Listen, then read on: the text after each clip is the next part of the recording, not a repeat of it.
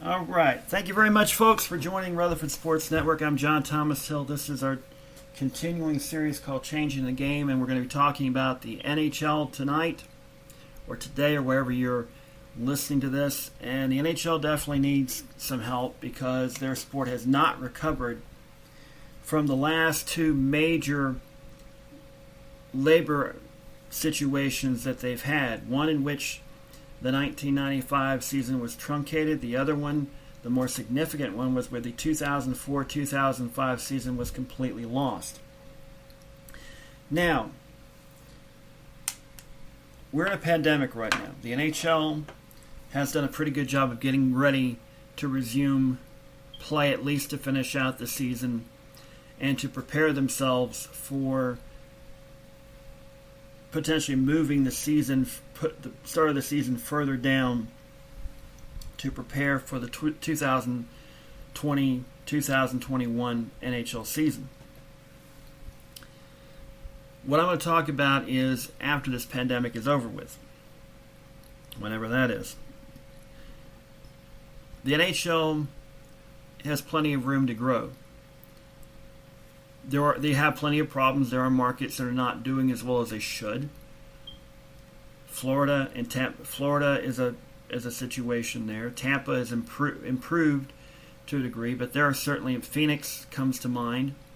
Carolina's improved, but it's still, if the Hurricanes show signs of not sustaining their playoff push and start getting back to where they were 2 or 3 years ago, when they were in danger of moving.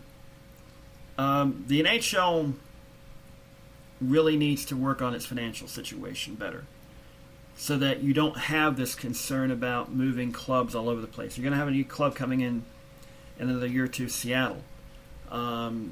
You've got Las Vegas, which has done very well for themselves. But the question is, can you expand yourself too fast and too far? But in my mind, the NHL has plenty of talent out there, and there are markets out there for that. The biggest problem the NHL has is the fact that you've got more than one Canadian market for hockey. Baseball only has the Blue Jays. Basketball only has the Raptors.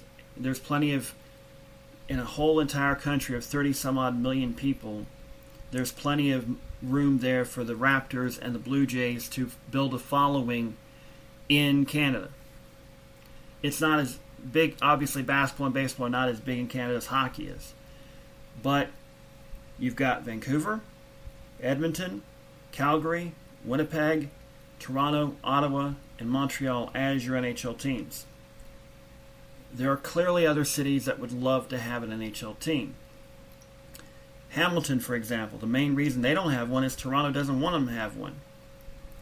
Strange as that is, because Ottawa is very heavily populated. One of the most people, in fact, I'd say maybe just a slight under the majority of people either live in two provinces, Ontario and Quebec. So the excuse of saying, well, there's no room in Ontario to put a third NHL team is BS, because you could put a team in Hamilton that wouldn't budge anything off Toronto Maple Leaf attendance, because they always sell out the Scotiabank Arena. It used to be called the Air Canada Centre, but it's now Scotiabank Arena, I think. So it's not going to mess with the Maple Leafs attendance. The Ottawa Senators definitely need help, and I could see the possibility to keep the franchise in Canada if Hamilton builds a new arena, of moving the Senators down to Hamilton. I don't think that'll happen, because I think Canada wants to get more NHL teams instead, and not lose NHL teams like they did not too long ago. I think that the NHL is primed to grow even more. I think there's a desire to have an NHL team in Quebec City, I should say. They want to kindle that old rivalry, the old civil war in Quebec between Montreal and Quebec before the Nordiques moved to Colorado. So I think Hamilton and Quebec City are the two best markets to move into for the NHL team. You get to the United States, well, you filled Las Vegas' slot. Now Seattle's got a team. Where else do you go? And by the way, I should have mentioned this earlier. I forgot. An obvious NBA expansion city would be Kansas City. I forgot that. Kansas City has had their try at the NHL before, but this was 40 years ago. The Kansas City Scouts really didn't go anywhere, and they moved. Times have changed. The sport of hockey has grown tremendously in the United States. Cable has done tremendous work to do that. Even at times when the NHL almost shot itself in the foot.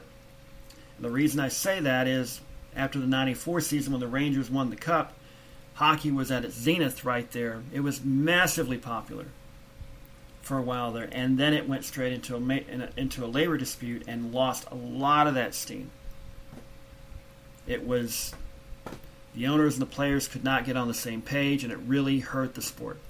So Kansas City is an obvious potential landing spot. I don't know if that would be ideal, but it would have a rivalry with St. Louis and with Dallas, and obviously with the other Midwestern cities like Minnesota, Chicago. Here's a surprising thing. Wisconsin loves hockey, but they don't have an NHL team. Milwaukee. I think any NHL expansion talk has to look at Milwaukee, or at least somewhere in the Wisconsin area.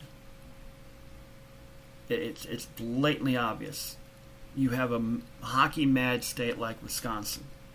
You get a rivalry with Minnesota next door, Michigan next door with the Red Wings, Illinois with the Blackhawks.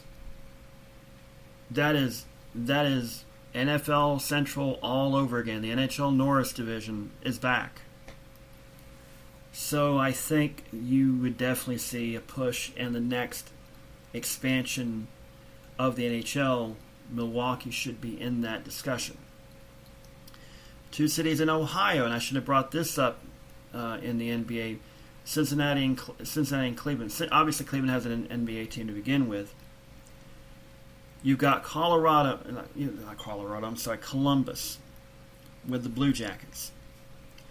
Once upon a time, Cleveland had a hockey team. Once upon a time, Cincinnati had a hockey team. But this was 40 some odd years ago. They didn't stick around. And they left. Times have changed. Hockey's more popular than it ever has been in the United States. It's viewed by many people as a niche sport, so is soccer. Look how the MLS has grown. So you could make a case for putting an NHL team either in Cincinnati or Cleveland. You have a built-in rivalry with the Blue Jackets, who are improving constantly. I think to the point where they could very well be a playoff contender for some time to come. You've got obviously the Blackhawks. You've got the Red Wings nearby. You've got Pittsburgh, not the next state over. So you've got that. Buffalo's not too far away. And Pittsburgh and Buffalo love their hockey. So those two marketplaces would definitely be a potential candidate for them. But at the same time, how many more markets really can the NHL go into besides the obvious ones? I mean, Houston is a possibility. The Houston Aeros of the WHA back in the 70s were popular in Houston. San Antonio is always a good market for any professional sports team. The only one that's there right now are the Spurs. So, you know, there is definitely, they've got a great arena there. I don't know how they are in hockey, but truth be told, you've got Phoenix, which is a great sports state, with the Cardinals, who do a lot of good. Even though when they're not great, they still do pretty well in putting people in seats in their stadium. I don't know what they call it now, State Farm Stadium or something like that. It used to be known as University of Phoenix Stadium, but now it's known State Farm Stadium. I don't know what they call it anymore. But the Suns continue to do well there. the Diamondbacks do well, but the Phoenix Coyotes are always rumored to be moving. So yeah, and that's got part of the reason why I kind of am hesitant to talk about expansion a whole lot, because it's easy to expand. The NHL has been down this road before, and they don't want to get into this situation where they put a team somewhere, because no league wants to be the one to have a contracted team. Baseball came very, very close about 20 years ago to contracting two teams, the Expos and the Twins. The Twins managed to save themselves with this new stadium they've got, and they're now very popular, doing very well in Minnesota. The Expos, we all know what happened to them. They moved to Washington, D.C., and they are the defending World Series champions. The NHL is not Major League Baseball. The NHL has a lot of problems. The problem is viewership. The current TV contract they have right now with NBC Sports, while it does well for NBC Sports and is very economically prohibitively good for the NHL, you could make the argument the NHL has not been the same since ESPN dropped them after the 2004-2005 season. The next broadcast deal is coming up very soon. And while NBC has done tremendously well by the NHL, ESPN is still a very powerful name in sports. Not as powerful as they were, say, 5 years ago or definitely 10 years ago. But they are still very powerful. And ESPN wants content constantly. And while I could definitely see the NHL still keeping the bulk of their content on the NBC Sports Universal family, putting games on ESPN and ESPN2 and ESPN Plus, which they already have some games on ESPN Plus, these would be national games. And that would expand the sport, that would revitalize the sport on a national level, because most people, when they know that NBC Sports is out, NBC Sportsnet is out there. They just don't watch it all the time. You have to be a very passionate hockey fan or sports fan to really know where NBC Sports is on your local dial, okay? ESPN is a massive, massive juggernaut. $6 to $7 of every cable bill you have or satellite bill you have goes to ESPN. That's how powerful they are. So they have a lot of money for rights fees. Now, a lot of that's already been tied up. The NHL should not be greedy, but the next broadcast contract, they should, and ESPN I think will be interested in this, they should cut a piece of the NHL pie, of the broadcast pie for ESPN. Doesn't have to be too big. A game or two a week on ESPN2, maybe a couple of first-round playoff series, the stuff you show on NBC, on NHL Network.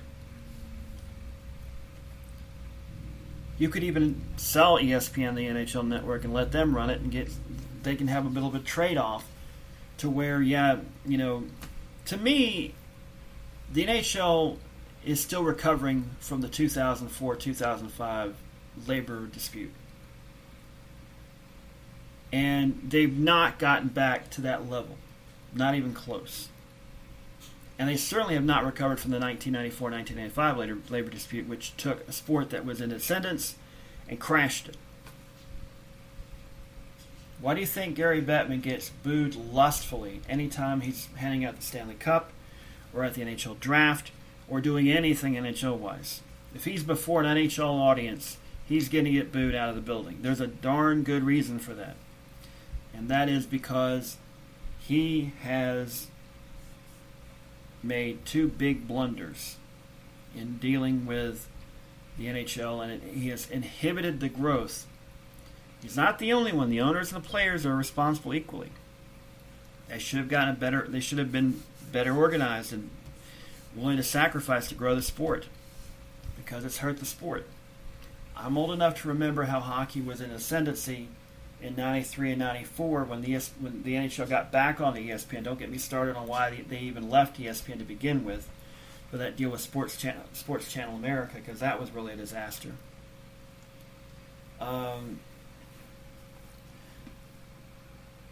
But here's the thing. The NHL is not in a position like the NBA and the Major League Baseball and the NFL.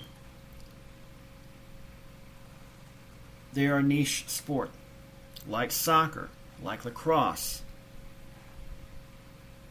They are growing, but they could grow faster. Soccer could be argued has already overtaken the NHL. The MLS is continuing to expand. They're going to put a team in Charlotte next year. They just now put a team in Nashville this year. They're growing. They're doing it very smartly. They have grown the sport organically. They're selling out arenas. They've got their own soccer-specific stadiums in the United States, which I never thought would ever happen 20 some odd years ago when the whole shebang started. The NHL has to find a way to solve its labor problems to the point where we're not constantly seeing lockouts anymore. That's not going to be easy because every league's got their issues. Players don't trust owners. Owners don't trust players. That's in every professional sport. Okay, rules changes wise, there's not a whole lot I would change, except I think you've got to get rid of the shootout. Go back to ties. Have a 10-minute overtime. If it's still tied after that, here's how I would change it. A win gets you 3 points, like in soccer. Win gets you 3 points. If you tie, you get 1 point. If you win in overtime, you get 3 points. The other team doesn't get any points at all. Get rid of this whole thing of overtime losses. Okay? Just go back, get rid of the shootout. I hate the shootout. I hate it with a passion, both in soccer and hockey. I don't think it should have any bearing on this. If you play a 10-minute overtime, that means the players are going to be invested in actually winning the game.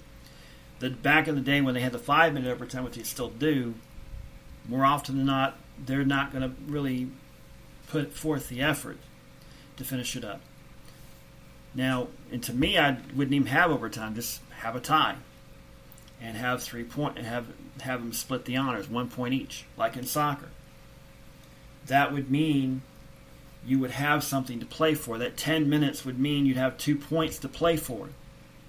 Because, getting down toward the end of the season, points matter. And that would be to me, a lot better than what they do now. Rules changes wise, I don't really see anything you can really do rules change to really improve the sport. It's doing pretty well for itself. I would do more to protect players from concussions and whatnot.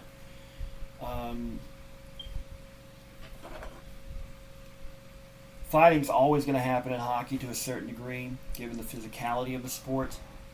In the past, when they've tried to take fighting out, there was more preponderance of cheap shots and players getting hurt. So having that safety valve, so to speak, with fighting, kind of kept it from getting out of hand. So I think you keep the fighting penalties the way they are. Now for growth beyond North America. And I'm going to get to the Olympics and the World Cup.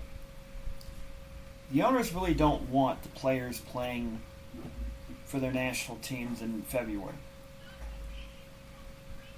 But here's the thing. If you want to have the sport grow beyond its niche market, people need to embrace the national team. In Canada, they do already, not so much in the United States. Having the World Cup in every even year other than Olympic years would do a lot of good. A 2-week tournament just like the Olympics. Doesn't have to be that big.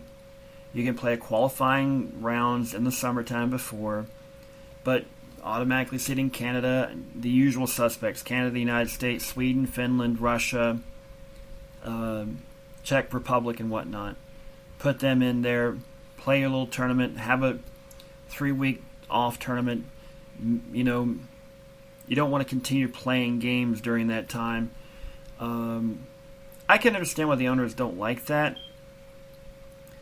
But if you want to grow the sport internationally and you want to grow the sport in America, I think having a national, every even year having something to look at beyond just the NHL standings does the sport a lot of good. Obviously, the big concern is players getting hurt in these. It's the same deal with soccer. During the soccer year, they have weekends off where they're, instead of playing for their club team, they're playing for their national team. Not everybody on this club team is involved in this, but usually the superstars are involved in this. And owners of these soccer clubs are worried constantly, and they don't like national team competitions. If you ask the ownership of Liverpool, my favorite club, if they love the World Cup, John Henry's not going to say he does, because he doesn't want to see his stars get hurt, especially in all these friendlies and whatnot. And soccer has grown the sport. They have the Nations League in UEFA, and they're expanding that even further to where national teams are getting more and more attention. They're trying to get away from friendlies and actually having something to play for. Hockey, I could see that happening with a summer competition like the Nations League, and during the season where you would have a World Cup in election years, because presidential election years here, because the Olympics used to be in election years. Now the Winter Olympics are every even year that's not a presidential election year. So doing it that way would get the NHL players back in the Olympics, which would really help the Olympic hockey tournament and the ratings for the NHL and for the Olympics in general. It would grow the sport internationally. The NHL players and owners have to look at growing the sport beyond North America and beyond the little areas in Europe which it thrives. Scandinavia, Russia, Ukraine, Belarusia, Czech Republic, places like that, Slovakia. You want to grow the sport in Western Europe, where the bulk of the wealth is. You want to grow it in England, where there is a history there, but it's not as big as it used to be. And there are obvious places that would be long-term projects that would not reap benefits anytime soon, like Brazil, Argentina, South Africa, places like that, where you might get one or two NHL players that manage to make a roster. But it would be a massive deal back there. So, and it does not hurt to at least try.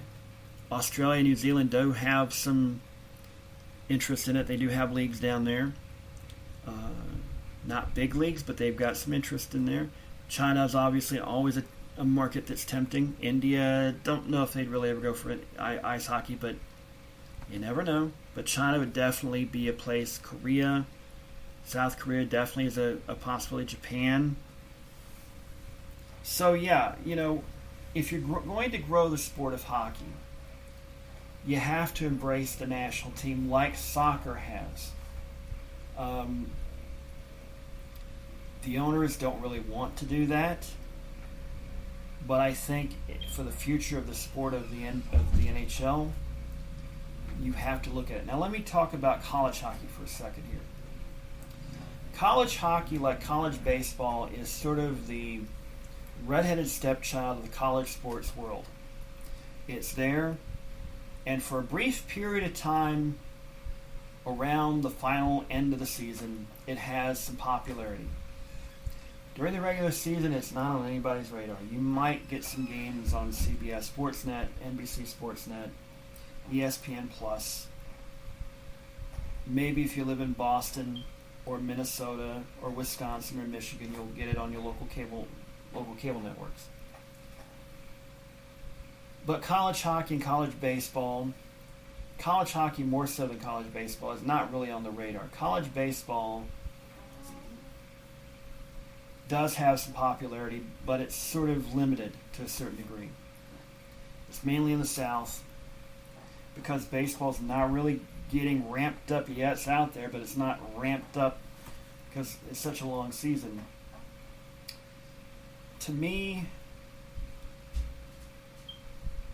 the NHL having a closer relationship with college hockey. Yeah, there's a lot of minor leagues, a lot of junior leagues up in Canada and whatnot, and they don't want to forget. You don't want to forget about that. But having a relationship, a closer relationship, where college hockey becomes more of a thing.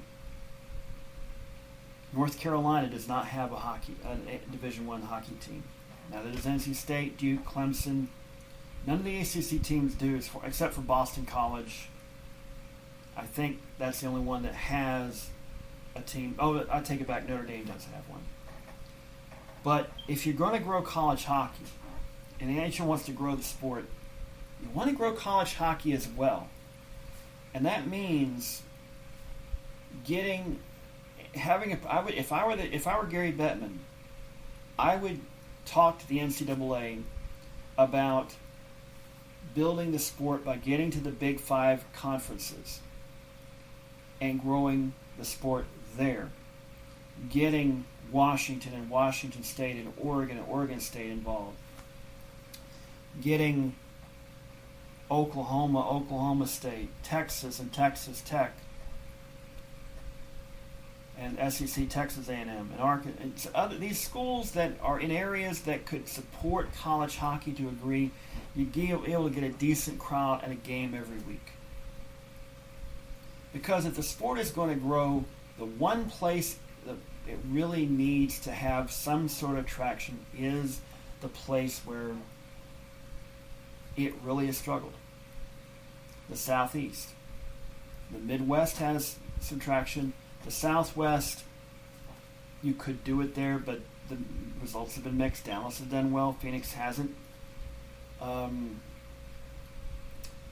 Southeast is a place that could very well embrace it as a niche sport if you do it right. If you get into Atlanta and Charlotte and Greenville, Spartanburg and Greensboro and Raleigh-Durham and the Hampton Roads area. By the way, that's a possibility for an NHL expansion team, is the Hampton Roads area right there. And Nashville and Memphis and Louisville. Places where there would be enough of a support system for that kind of thing. You can build it up to where you can get some traction there. I mean, there's a Division I team in Huntsville, Alabama. Alabama Huntsville has a D1 team. Nebraska Omaha has D1 team. Both have done respectably well. There are no D1 teams in the SEC. There's only 2 in the ACC. As far as I know, there's none in the Big 12. I may be mistaken. Pac-10, none. Or Pac-12, none. Big 10 is the only one that has it. All that untapped potential right there. And yet, NHL does not help out college hockey. I know why it wants to do that. They want to preserve the junior circuit. But junior hockey is going to be fine in Canada. Don't worry about that. You want to grow the sport, you got to get the college kids into it. And I think that could do a lot of good for the future of sports in America, and especially hockey. When it comes to expansion, it's not a matter of getting talent. There's plenty of talent out there. There is a lot of competition. The KHL in Russia is very big in Russia. European leagues are respectable. They may not pay nearly as good as the NHL or the KHL, but they are definitely a possibility. So you have a lot of talent out there. What you have to do is bring them into America and have the expansion markets ready to go. for those marketplaces. And if you want to grow the NHL, you have to have a foundation. You have to stabilize franchises like the Coyotes in Arizona, like the Carolina Hurricanes, like the Florida Panthers, and other struggling marketplaces. Because at the NHL, they're always going to have their strengths. The Rangers are always going to be strong. The Bruins are going to be strong. The Blackhawks, the Red Wings, Toronto, the Canadiens, and Montreal. They're always going to be strong. But if you want to compete on an equal or close to equal footing with the NBA and Major League Baseball and the NBA and the NFL, you're not going to compete with the NFL anytime soon. But Major League Soccer is right there behind you. You got to get to work now. That's why the NHL has gotten on their horse about getting this deal done to where they can play games after this pandemic, during this pandemic. They're going to be very careful. If they could be the only sport that does that, I'm going to tell you right now, the two hub cities right now are going to be Toronto and Vancouver. They're not going to come to the United States. They're going to want to keep everybody up north, play the games in Toronto and Vancouver, because the people will watch the sports. Trust me. There is concern that the NBA may not be able to play their little bubble in Orlando because of the spike in cases in Florida. Where else are they going to go? Texas is having the same problem. California's having the same problem. So, the only obvious other place I know of is Las Vegas. The NBA looked like they had their act together. They were ready to go, and now, because of extenuating circumstances, Florida could be an out. Which, unfortunately, is just the truth. I mean, that is the God's honest truth right there, is that Florida could be an out. So the NBA really is in a lot of trouble. The NHL, I think the two hub cities are going to be Toronto and Vancouver. It makes the most sense. They got the facilities to handle these teams. They obviously aren't going to have players. They're obviously going to have fans of these games, but they would have enough interest to where the ratings in both cities would be high. And in the core markets for the NHL, they would do tremendously well. And I think the national ratings would do very well as well, especially in Canada, but also here in the United States. And the key here right now is getting games on the air. If the NHL can beat the NBA and Major League Baseball to the punch, that's going to pay dividends down the road. Maybe not tomorrow, maybe not next year, but down the road people are going to go, yeah, they got their act together. It's not much of a crack in the door, but it's enough to get your foot in there. And that's the key. Get your foot in the door, stick it in there, and open it up to where more people will watch your product. That's the key. Well, I'm going to end today's broadcast. I hope you've enjoyed it. I don't know yet what the next one's going to be. I'm thinking about either NASCAR, American soccer, or just doing sports broadcasting in general. Mainly focusing on ESPN and the other networks and whatnot, talking about how they can change their game. So, I'm not sure yet. This won't be the end of this particular series, but we're coming to the end of it. I'm not going to go into lacrosse or anything like that, even though I like lacrosse. I may talk about professional wrestling. I do like professional wrestling, by the way, even though it has its issues. And I probably need to do something about the little topic going on right now that a lot of male professional wrestlers are being accused of sexual harassment right now, including some pretty big names that is shaking the foundation of both the WWE, All Elite Wrestling, and the independent circuit. There are two independent organizations that have gone out of business because of this.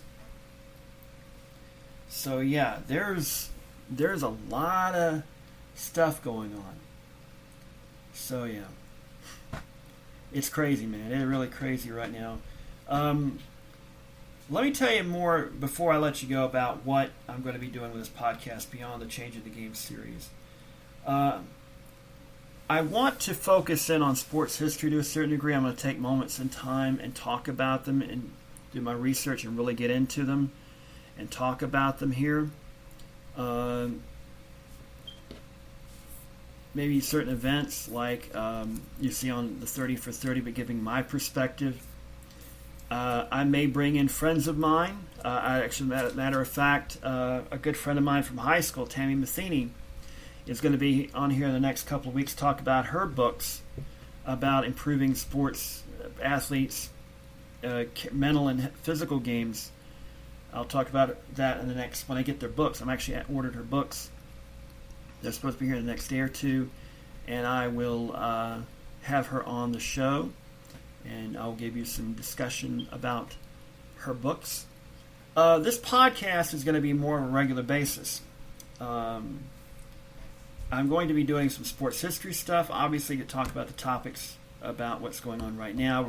We may go revisit these changing the game topics and go more in depth about certain things down the road.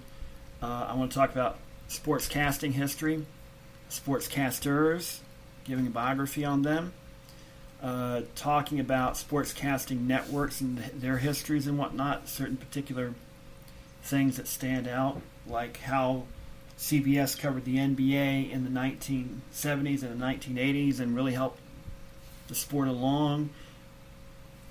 Or did they really help the sport along, or did the sport help them along? And talk about the history of these networks. Why ABC was a third-ranked network, but Wide World of Sports and Monday Night Football helped build that brand to where it helped the entertainment part of the network, to where ABC by the end of the 70s went from being way distanced in third to being number one. So, yeah, this podcast, along with my other podcast, which is the non-sports podcast, which is the John Thomas Hill Show, and you can find both on Facebook at John Thomas Hill Facebook, John Thomas Hill Show at Facebook. So we're still getting into that. I'm still growing this thing. Basically, for those of you who don't know, the John Thomas Hill Show is mainly sort of the I'm still kind of wondering how I should branch off the other stuff into a third podcast, like pop culture and geek culture and stuff like that. But basically, this is where you find that my sports takes. The other podcast is my stuff that's not sports. So, anyhow, I'm going to end it here. I hope you've enjoyed it. I hope you have a great day, night, wherever you are, wherever it is. As we always like to say here on the Rutherford Sports Network, forget the county part. Good night, good luck, and may the good news be yours.